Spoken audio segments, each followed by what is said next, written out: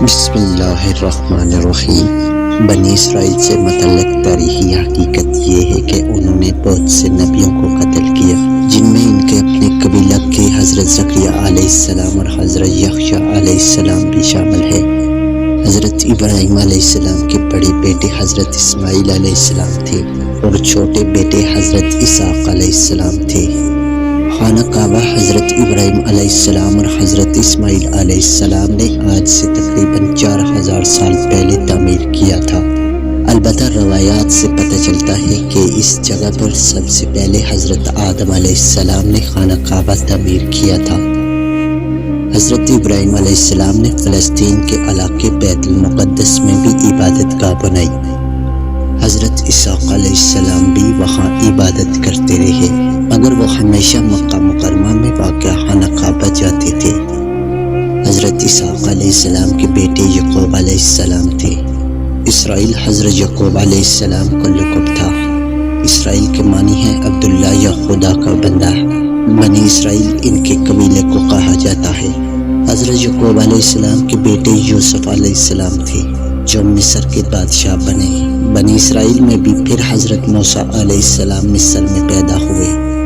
ان کے بعد حضرت داؤد علیہ السلام سرائے سینائی کے علاقے میں پیدا ہوئے، جو بعد میں فلسطین چلے گئے۔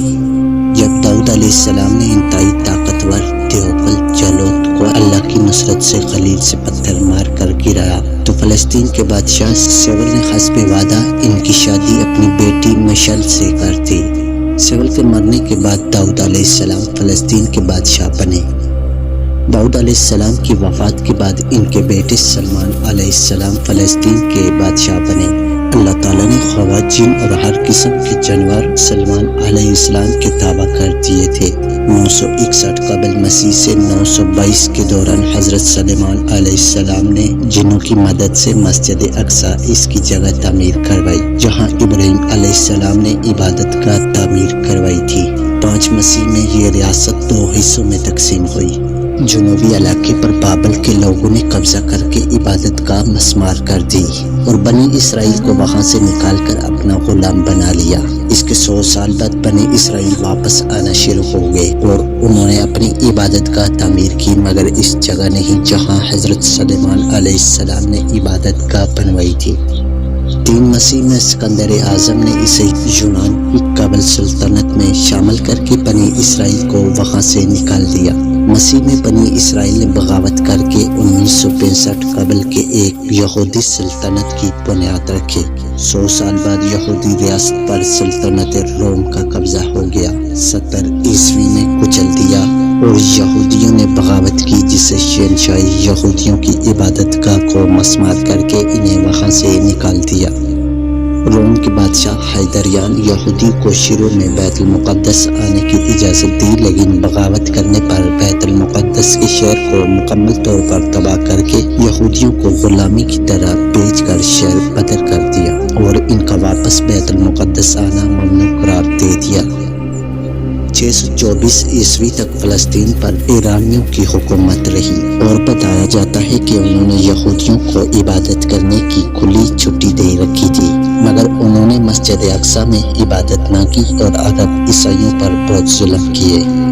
اس کے بعد آبازن حکومت آئی، جس نے 636 عیسوی میں مذہبی پیشہ کی کہنے پر بغیر جنگ کے حضرت عمر رضی اللہ عنہ کو محافظت امن کا پیامبر قرار دے کر بیت المقدس ان کے حوالے کر دیا۔ حضرت عمر بن خطاب رضی اللہ عنہ نے مسجد اقصی کی تعمیر 639 میں اسی جگہ پر شروع کروائی جہاں پر سلمان علیہ السلام نے تعمیر کرائی تھی۔ 636 سے 1918 عیسوی تک یعنی 1282 سال تک فلسطین پر، جس میں اردن بھی شامل تھا، مسلمانوں کی حکومت رہی۔ بس اس میں وہ عرصہ شامل نہیں ہے جس میں صلیبیوں یعنی عیسائیوں سے جنگیں ہوئیں۔ اس وقت تک یہودیوں کو فلسطین سے باہر ہوئے 1800 سال ہو چکے تھے۔ بنی اسرائیل کے متعلق تاریخی حقیقت یہ ہے کہ انہوں نے بہت سے نبیوں کو قتل کیا، جن میں ان کے اپنے قبیلے کے زکریا علیہ السلام اور یحییٰ علیہ السلام بھی شامل تھے۔ حضرت عیسیٰ علیہ السلام بھی اسی قبیلے سے تعلق رکھتے تھے۔ ان کو بھی قتل کرنا چاہا، مگر اللہ نے انہیں بچا لیا اور ان کے کسی ساتھی کو سولی پر چڑھا دیا گیا۔ کہ یہودیوں نے ہمیشہ ظلم ڈھائے ہیں، چاہے وہ نبی ہو یا چاہے خلق خدا، آج بھی وہ یہی کر رہے ہیں۔ دعا ہے کہ اللہ پاک فلسطینیوں کی مدد فرمائے، آمین۔